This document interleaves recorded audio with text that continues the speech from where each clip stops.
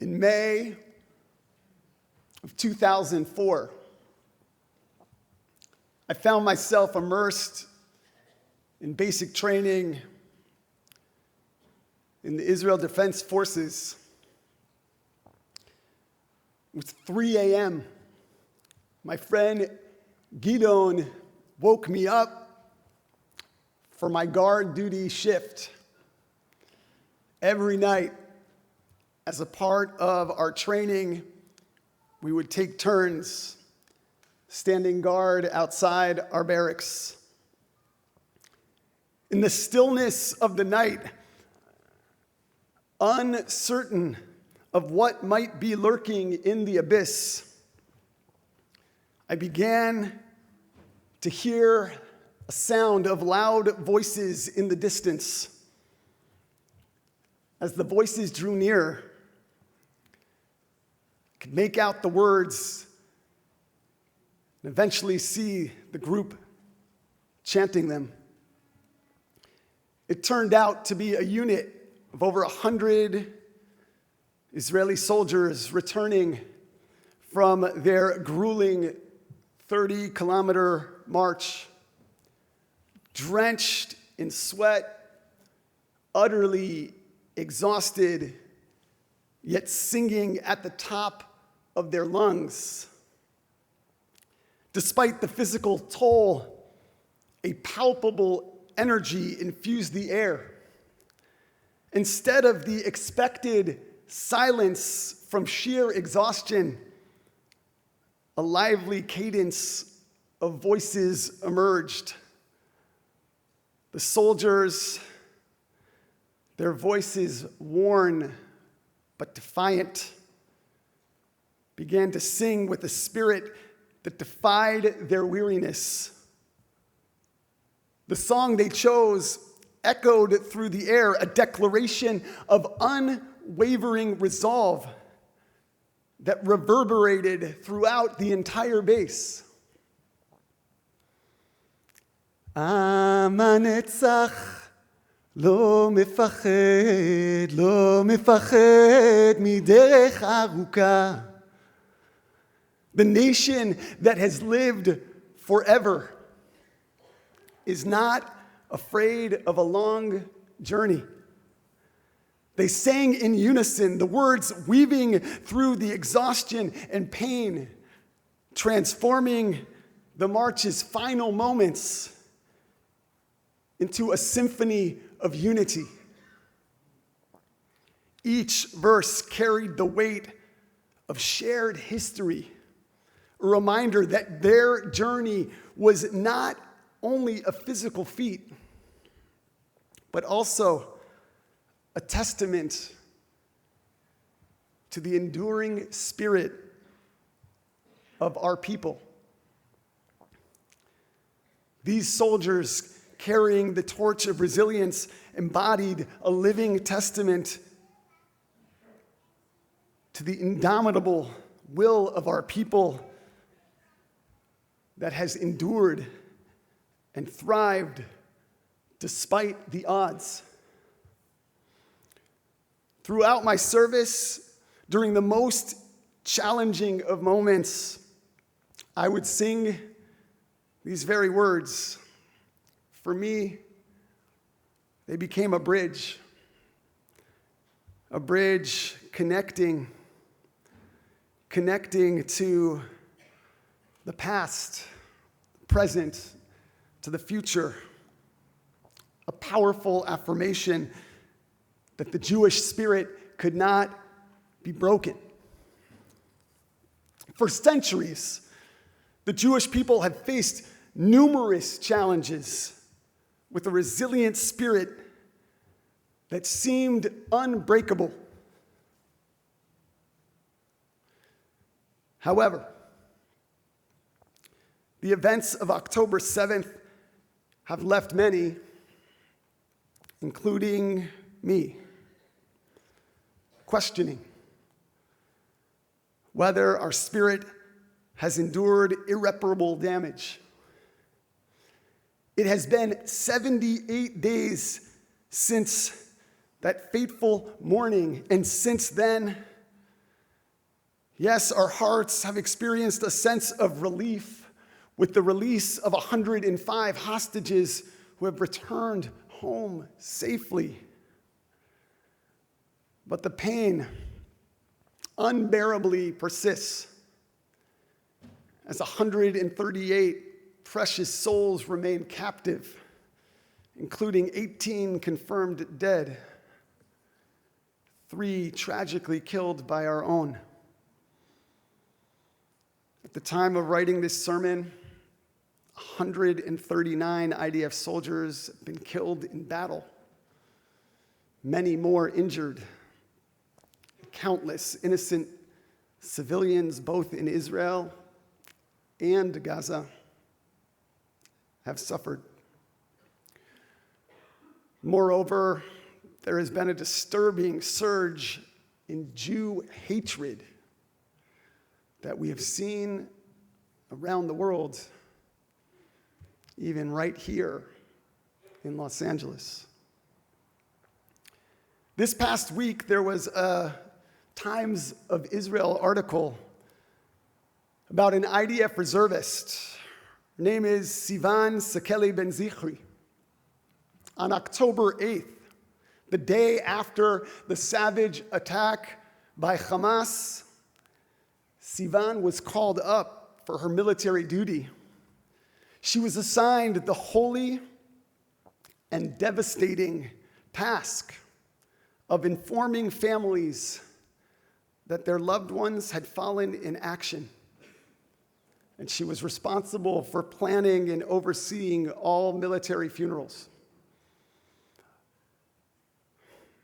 Among those who were killed in the attack on October 7th were nearly 300 soldiers. Sivan recounts going from funeral to funeral. One day, she felt her legs weaken. She could barely stand as she saw 17 newly dug burial plots, all in a row. Sivan commented, "My heart felt like someone was ripping it out of my chest." In that moment, Sivan was rushed to the hospital with cardiac arrest caused by a tear in the artery of her heart. Thank God, Sivan is now home recovering. When interviewed, Sivan said, "My heart literally broke from the psychological stress." Her cardiologist agreed. There is no doubt that, like Sivan, while we might not know her pain from the experience that she has had, our hearts too are broken. I feel it every day. Every morning I wake up, sometimes at 3 a.m., my heart breaks again and again as I read the headlines. Some days the heartache is paralyzing. So how do we deal with such pain? I'd like to suggest that an answer to this question lies in the intersection of human action and hope. Every day during our morning tefillot, during our morning prayers in Psalm 147, we say the words, "Harofeh lishvorei lev." God heals our broken hearts and binds up our wounds. I so want these words to feel true. And yet each morning as I wake up to the news of more heartache and pain, I find it more and more difficult to say them.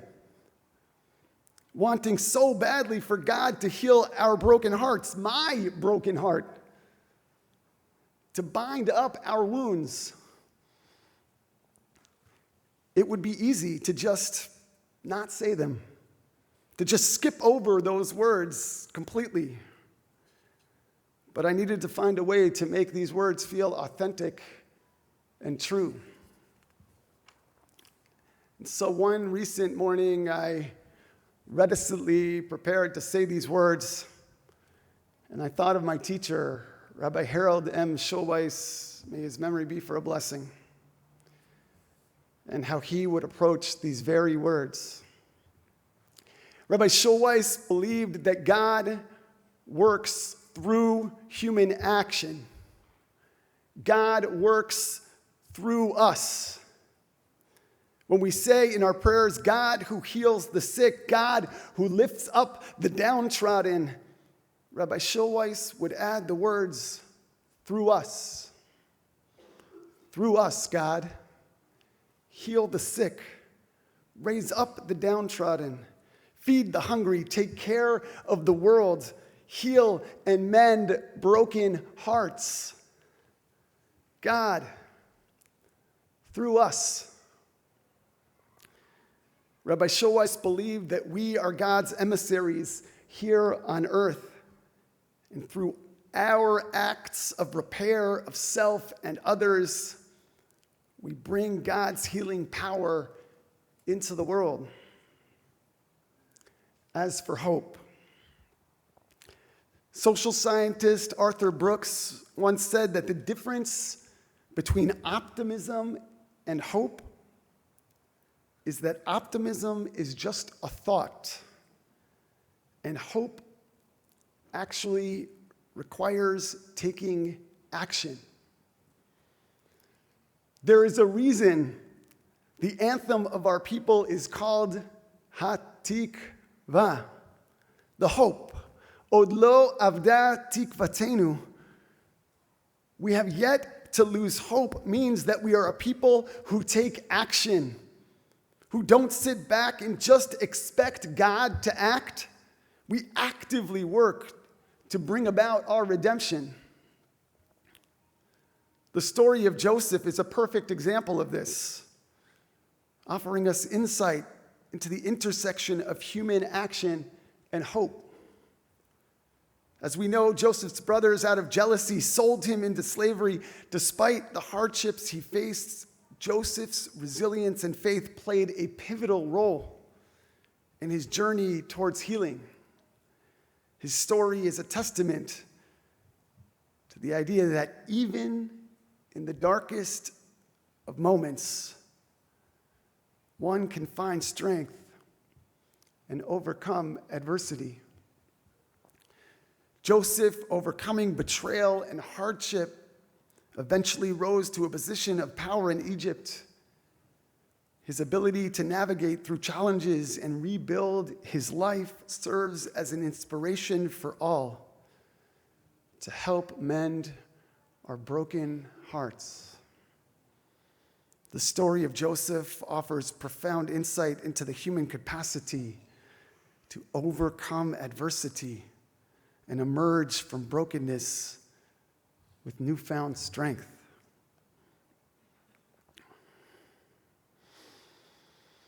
Joseph is known as the dreamer, possibly because of the actions he took to make his dreams come true. Over the last 2.5 months, there have been countless acts of hope that have the potential to help us heal. Our defense forces oversubscribed by 150%, some say more, as tens of thousands of reservists tried to show up without being called. Our soldiers are fighting every day with unwavering resolve. Across the globe, including here at Sinai Temple, essential supplies continue to be collected and sent to our soldiers, accompanied by thousands of handwritten notes and cards expressing love and support.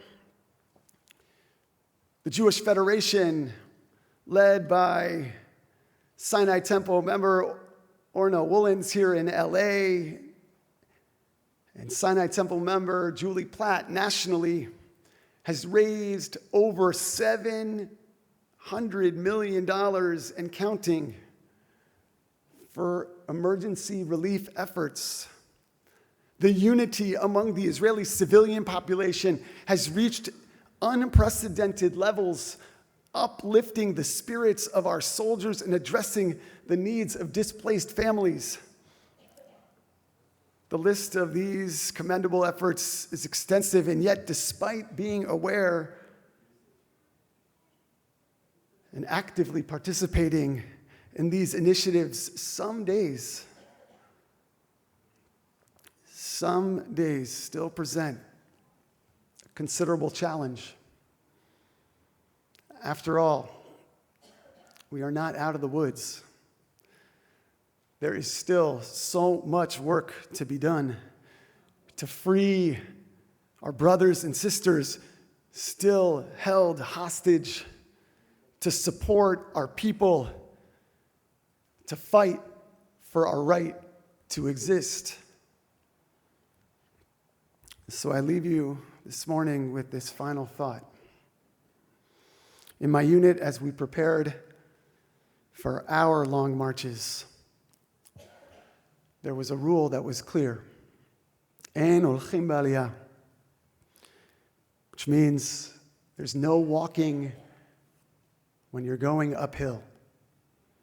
When exhaustion set in as we approached steep hills, our sergeant had us repeatedly run up and down the hill until everyone was running together. Our commanders taught us a vital lesson. Those ahead should always help those struggling. If you find the climb easy, run to the back